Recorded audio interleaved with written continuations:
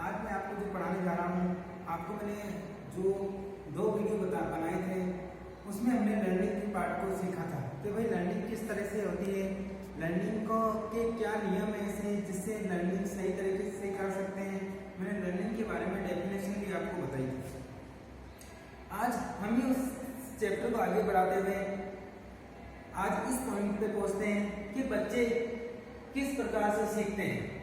तो आप सभी को पता है कि बच्चे जिस प्रकार से सीखते हैं उसके मनोविज्ञान में बहुत सारे सिद्धांत हैं, बहुत सारे नियम हैं। सभी मनोविज्ञान के जो महान वैज्ञानिक हुए हैं उन्होंने अपने अपने सिद्धांत अपने अनुसार दिए हैं कि बच्चे को किस प्रकार से सिखाते हैं। तो उन सभी चीजों को हम ध्यान में रखकर आज हम उन सभी नियमों को एक बार आसानी से समझ सकेंगे, जिससे हमें पता लग सके कि बच्चे किस तरह से सीखते हैं। तो सबसे पहले जो मैंने एक जो फर्स्ट नियम जो मैंने लिया है वो लिया है तत्परता का नियम। तत्परता का मतलब क्या है? तत्परता का मतलब यहाँ ये है कि तैयार होना, कि किसी भी कार्य को करने के लिए यदि हम तैयार हैं तो हम जल्दी सीखते हैं। जैसे एक मनोवैज्ञानिक हुए हैं हमारे इंडिया के ही भाटिया जी, जिन्होंने कहा था कि अगर युद्ध में जाने के लिए हम पहले से ही तैयार हैं तो इसका मतलब है कि हमने युद्ध आधा जीत लिया। यही तत्पर है। यदि बच्चा अगर तत्पर है, बच्चा अगर तैयार है तो वह सीखेगा, उसकी लर्निंग अच्छी होगी और वो तभी अच्छी होगी और तभी यूजफुल होगी जब वो तैयार होगा। लेकिन तैयार का मतलब हम केवल बच्चे से नहीं, हम खुद एक टीचर, हम खुद जब हम टीच कराएंगे तो हम उसके लिए उसी प्रकार की तैयारियां सारी उसके सामने प्रस्तुत करेंगे जिससे बच्चे को हम तैयार करें। इसीलिए कल मैंने आपको बताया था कि जब मैं लर्निंग पढ़ा रहा था तो मैंने एक स्टेप बताए थे। स्टेप के अंदर मैंने ये बताया था कि बच्चे को सबसे पहले हम मोटिव करते हैं, यानी हम प्रेरणा देते हैं। प्रेरणा का मतलब यही है कि बच्चा तैयार होता है, और तैयार जब बच्चा होगा, यानी आप सभी को पता है कि हम किसी कार्य को करेंगे और तैयारी से करेंगे या तैयार होंगे तो वो कार्य बहुत जल्दी शीघ्र होगा। और इसी में भी लर्निंग में भी ये तैयारी ही हमारी सबसे ज्यादा महत्वपूर्ण हो जाती है, क्योंकि हमें पता है कि हमारा व्यवहार तभी परिवर्तन होगा जब हम खुद तैयार होंगे। क्योंकि मनोविज्ञान आज यही मानता है कि भाई है क्या कि हमारा व्यवहार, और व्यवहार क्या जब वो परिवर्तन होगा, परिमार्जन होगा, हमारा व्यवहार एक समायोजित होगा, तभी जाके हम किसी चीज को आसानी से सीख सकते हैं। और इसका मतलब ये है कि जो हमने ज्ञान अर्जित किया है उससे क्या हमारा व्यवहार परिवर्तित हुआ है क्या, या हमारा परिमार्जन हुआ है क्या, यही तो सही मायनों में लर्निंग थी। इसीलिए जो आज ये जो फर्स्ट नियम मैंने आपको बताया है वो तत्परता का नियम इसीलिए बताया है कि हमें बच्चे को तैयार करना है। हम एक टीचर होने के नाते हम तभी ये काम कर सकते हैं कि जब हम बच्चे को तैयार करेंगे। केवल बच्चा ही तैयार नहीं होगा, बच्चा ही तत्पर नहीं होगा। एक एग्जाम्पल से अगर मैं बताऊं आपको, तो एक एग्जाम्पल था कि अगर हम घोड़े को किसी तालाब के किनारे ले जाएं और घोड़ा पानी नहीं पिएगा, वो क्यों नहीं पिएगा? क्योंकि वो पानी के प्रति तत्पर नहीं है, उसकी प्यास ही नहीं है उसे। अगर उसे प्यास होती तो वो जरूर उस तालाब के अंदर जाके पानी पी लेता। चाहे भले हम घोड़े को समुद्र के किनारे भी ले जाएंगे तो भी वो पानी नहीं पिएगा। वो क्यों नहीं पिएगा? क्योंकि वो तैयार नहीं है उस समय। इसीलिए हमें ये कार्य करना है कि हमें बच्चे को तैयार करना है, और बच्चा जब तैयार होगा, बच्चा जब खुद सीखने के लिए तैयार होगा तो सही जो एक सही अनुमान है कि हम उस बच्चे को अधिगम कराएंगे, हम उस बच्चे को सिखा पाएंगे जब बच्चा खुद भी तैयार होगा। इसलिए हमें एक शिक्षक होने के नाते हमें खुद को भी तैयार होना पड़ेगा, हमें खुद को भी तत्पर होना पड़ेगा। इसलिए क्योंकि हम उस बच्चे को तैयार करने जा रहे हैं। एक जो बच्चा जो घर से बिल्कुल कुछ नहीं सीख के आया, वो जानता भी नहीं कि तत्पर क्या है।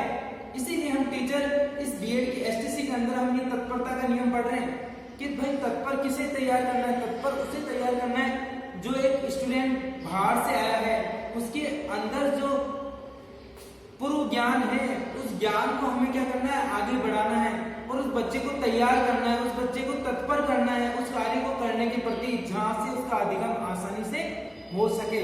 ये तत्परता का नियम था, यानी बच्चे को अगर सिखाना है तो बच्चे को हमें तैयार होना सिखाना पड़ेगा। यानी बच्चा जब अपना ध्यान केंद्रित करेगा, यानी ध्यान जब केंद्रित हो जाएगा, वो तत्पर हो जाएगा, तो देखना वो सही हकीकत में सही रूप में लर्निंग होगी। फिर उसके बाद हम सेकंड पॉइंट पे चलते हैं कि अभ्यास का नियम। अब आपने एक बात तो हमेशा सुनी होगी कि करत करत अभ्यास के जन्मति हुई सुजान रस्सी आवत जात है। ये दोनों हमें ये शिक्षा देता है कि भाई हमें बार बार अभ्यास करना चाहिए। बार बार अभ्यास का मतलब आप देखना कि कभी आप स्कूल के पास से भी निकलते हो तो बच्चों की बहुत सारी बोलने, जो प्राइमरी सेक्शन होता है वहां देखना बच्चे बहुत अपर ले में बोलते हैं और हम कहते हैं कि यार बच्चे कितनी आवाज कर रहे हैं, लेकिन बच्चे उस जगह अभ्यास कर रहे होते हैं अपने जो वोवल साउंड्स हैं उसकी क्लियरिटी की। क्यों? क्योंकि बच्चों को बोलना है, बच्चों को अभ्यास करना है।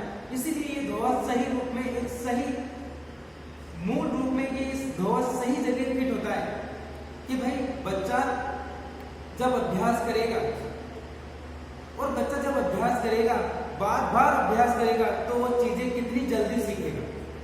इसीलिए कहते हैं कि अभ्यास के मतलब ये नहीं है कि हमने, अगर मैंने कल आपको बताया था, एक उदाहरण दिया था कि बच्चे जल्दी भी लोगों को पकड़ लेते हैं, ये अभ्यास है नहीं।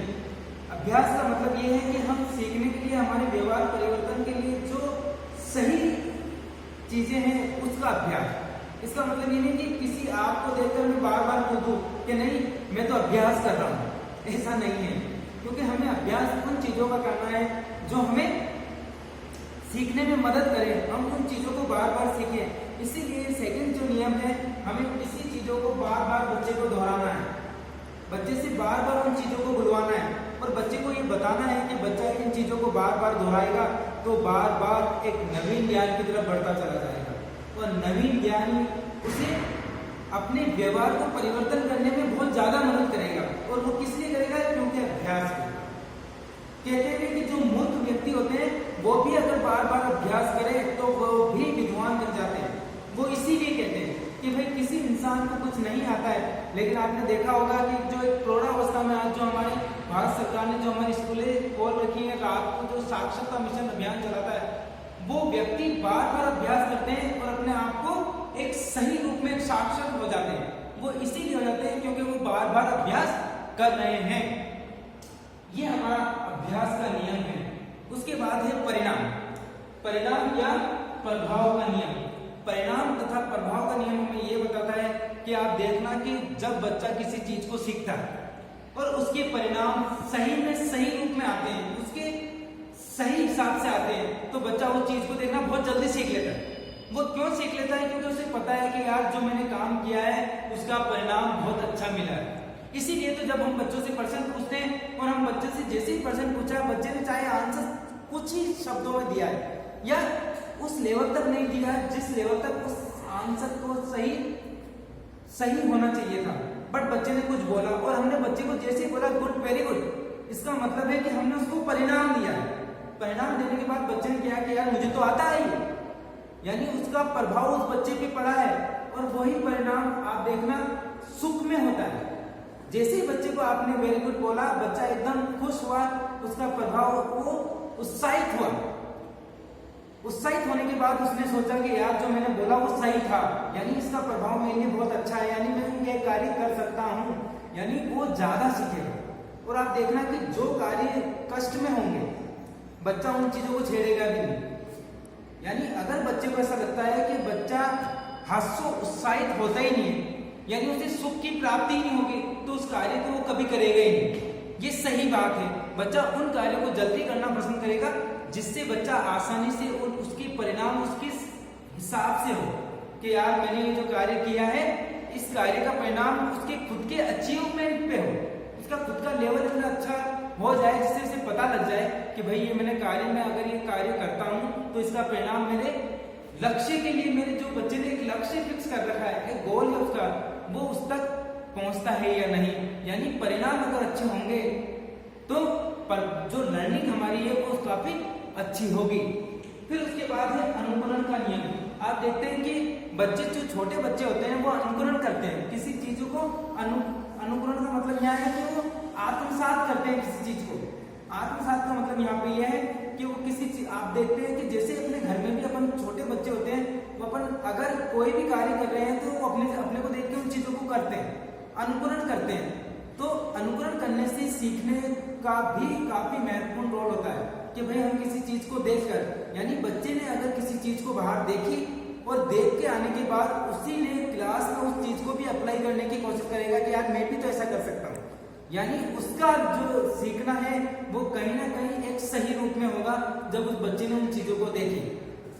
फिर उसके बाद फिफ्थ पॉइंट में आपका लेता हूं, वो है आत्मसात। आत्मसात का मतलब है कि जो बच्चे ने नवीन, जो बच्चे को हम नवीन ज्ञान देते हैं, बच्चा क्या अपने पूर्व ज्ञान से उन चीजों को जोड़ता है क्या? अगर पूर्व ज्ञान से अगर उन चीजों को जोड़ता है तो वो क्या कर रहा है, वो आत्मसात कर रहा है कि यार ये चीजें सही हैं। यानी जो एक नवीन ज्ञान है वो अपने पहले वाले ज्ञान से उन चीजों को जोड़ता है, और जब वो अधिगम करता है तो उससे सीखने में बहुत ज्यादा मदद मिलेगी। वो ज्यादा मदद इसलिए मिलेगी क्योंकि उसने पहले से उन चीजों को सुना है या देखा है या कभी किसी से भी सुना है। तो वो क्या करता है, अपने नवीन ज्ञान को, जो अपना पुराना वाला ज्ञान है, प्राइम नॉलेज जो है, जिसे हम कहते हैं प्राइम नॉलेज, यानी जो हमारा न्यू नॉलेज है उसे हम प्राइम नॉलेज से जोड़ देते हैं, तो हमारी सीखने की गति डबल हो जाती है कि हम सीखना बहुत जल्दी सीख पाते हैं। इसलिए हमें हमेशा जब बच्चों को हम सिखा रहे होते हैं तो हम इसीलिए हम एक इंटरलिंक करते हैं सब्जेक्ट को इंटरलिंक इसलिए करते हैं कि बच्चा अगर ये चीज यहाँ सीखी है तो बच्चा, अगर इस चीजों को मैं यहाँ बताता हूँ तो बच्चा कुछ नया सीखेगा, और बच्चा जब उन पुरानी चीजों को जानता है उनको, तो वो देखना बहुत जल्दी सीखेगा। और जल्दी सीखने का मतलब ही यहाँ पे आत्मसात करने से है। फिर उसके बाद मैं बात करता हूँ, जो सबसे महत्वपूर्ण बात है मनोविज्ञान के अंदर, वो एक मैच्योरिटी की है। यानी मैच्योरिटी क्या, यानी परिपक्वता क्या। परिपक्वता का संबंध हम यहाँ लगाते हैं कि यहाँ पे परिपक्वता का मतलब केवल ये नहीं कि बच्चा बड़ा हो गया। यहाँ परिपक्वता का मतलब उसकी मेंटल एबिलिटी से है, उसकी बौद्धिक विचार से है, उसके शारीरिक विचार से है। अगर बच्चा सही परिपक्व है तो बच्चा सीखेगा। आप देखते हो कि कई बार बच्चे के अंदर अपनी फैमिली की हेरिडिटी होती है, यानी हेरिडिटी का मतलब है कि बहुत सारी बीमारियां उसे एक आनुवंशिक रूप में ही उसे मिल जाती है। एक हेरिडिटी यानी आनुवंशिकता के आधार पर उसे मिलती है। हम उस बच्चे को पढ़ाने की लाख कोशिश करें, लेकिन जब बच्चा बीमार है, वो सही रूप से परिपक्व नहीं है, उसकी मानसिक स्थिति नहीं है, उसका बौद्धिक स्तर इतना नहीं है कि वो सीखे, तो वो नहीं सीख पाएगा। उसकी लर्निंग कहीं ना कहीं उसे होगी नहीं। क्यों नहीं होगी? क्योंकि वो उसके परिपक्व नहीं है। इसलिए जब भी हम बच्चों को पढ़ाएं तो उसकी परिपक्वता का ध्यान हमेशा रखना चाहिए कि भाई अगर इस स्तर का ये बच्चा है, यानी 0 से लेकर अगर 5 साल है, यानी शैशवावस्था में है, तो हमें इसे क्या सिखाना है। 5 साल से लेकर 12 साल तक का बच्चा है, यानी